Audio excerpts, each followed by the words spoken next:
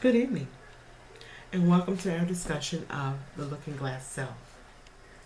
Would you say that most people desire to be accepted by others? And can we all agree that being slighted and unaccepted can be very hard and difficult, especially if the situation involved is in a setting where we're amongst our peers? The degree of desire to be accepted changes over the years. It changes through social development, through the group of people that we hang amongst, through the environment, as well as your self-esteem and how you feel about yourself, how strong, how confident you are in who you are. Now, the research of the looking glass self was discovered by Charles Cooley in 1922. Mr. Cooley was born in 1864, and after graduating high school, he went on to attend the University of Michigan, where he received his undergraduate degree in sociology. And you may be asking yourself, what does she mean by sociology? Well, slide number 4 on my PowerPoint presentation gives you the statement or the definition of what sociology is. A sociologist is a person who studies the scene of development of organization and of functionality within society. Charles Cooley's biggest mission was to find answers about why people react and act the way they do, and to find answers as to why groups have such a profound effect on one individual. I'll give you a scenario about, I work at a high school, a local high school, and I once walked into what was about to be a physical altercation between two young ladies. I noticed as the crowd got bigger, or more people seemed to crowd around what was going on, it boosted them. It made them seem to be more confident.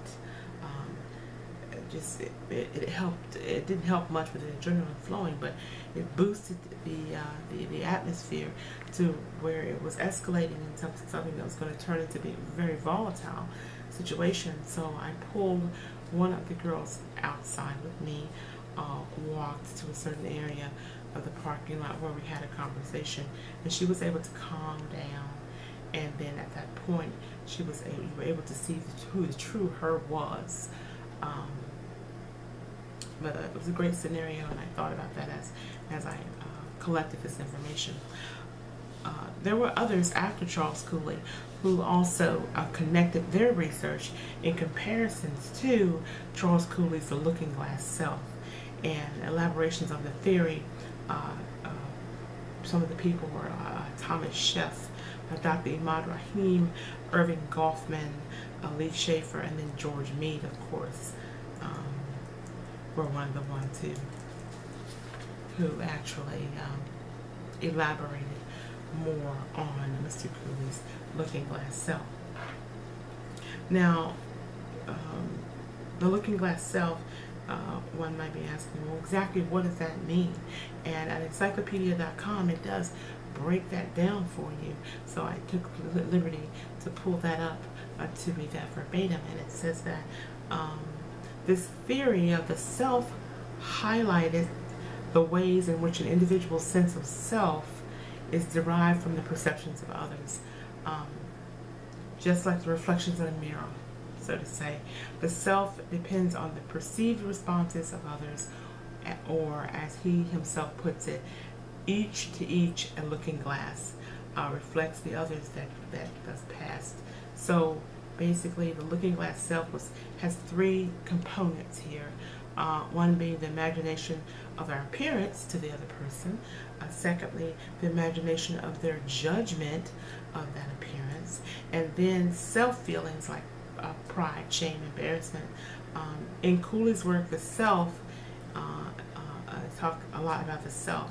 And it's where society essentially compromises imaginations, if you will.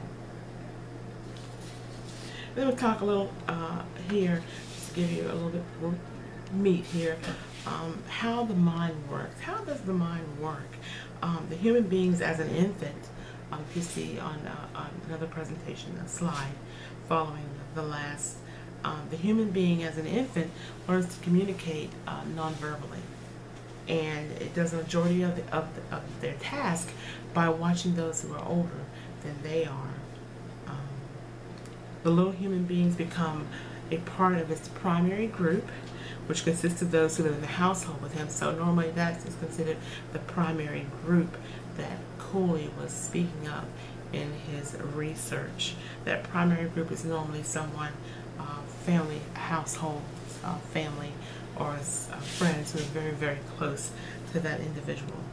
Cooley believed that the primary group provides all the conditions for self-emergence.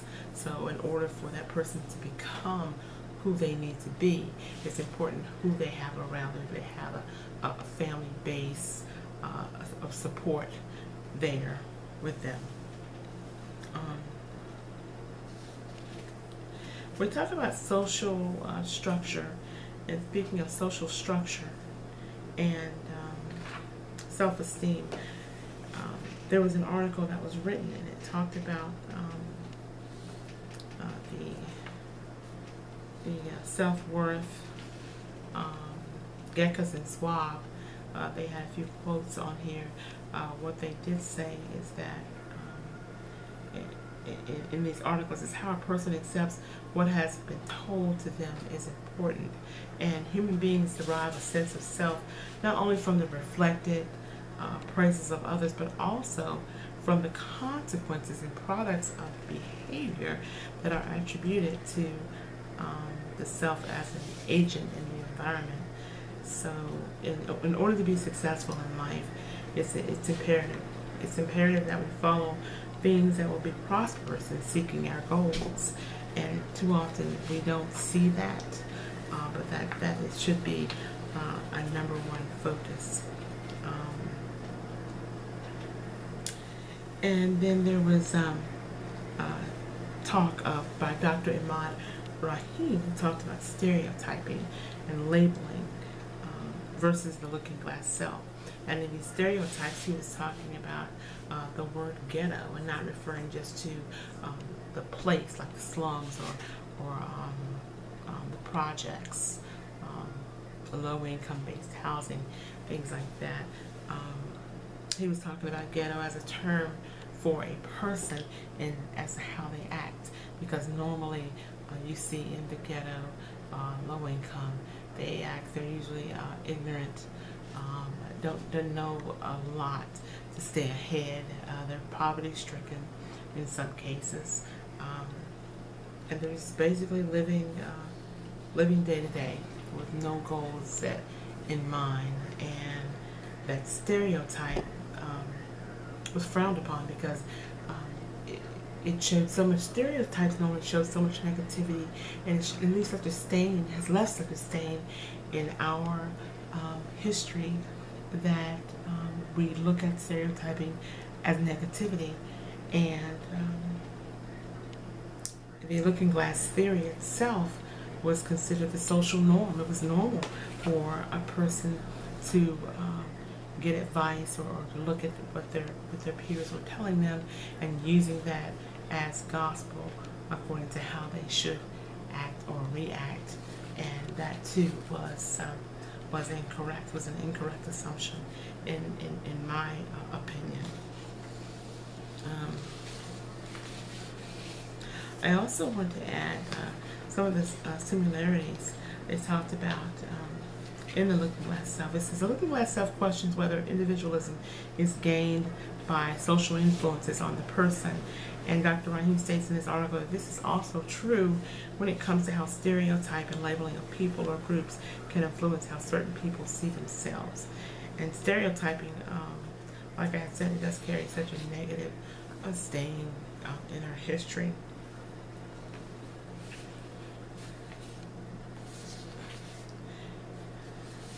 I also shared the 3 points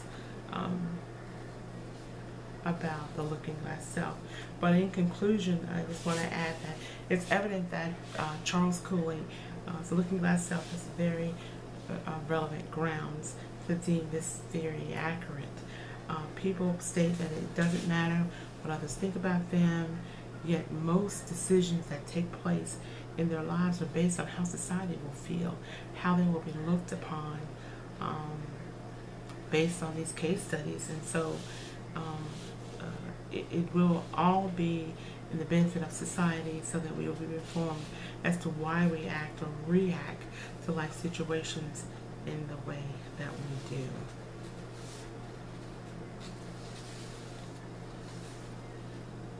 So the looking glass mirror is very, very relevant as to how many who suffer with self-esteem issues today.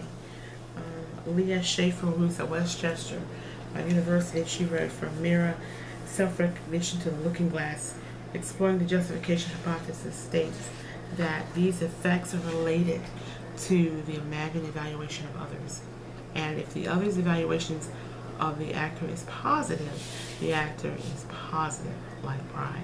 But if the other evaluations is negative, the effects is negative, like shame or embarrassment.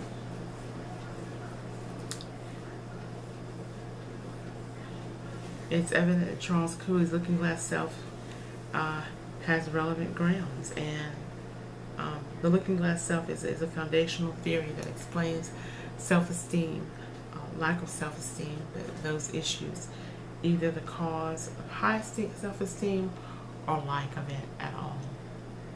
I hope you enjoyed my lecture for today. Hope you learned something about the Looking Glass theory. This is Sandra Allen for COMS522 Class, and I will be speaking with you perhaps later in my career, where you'll be able to actually pull up videos and watch some very good sound information. Until then, thank you.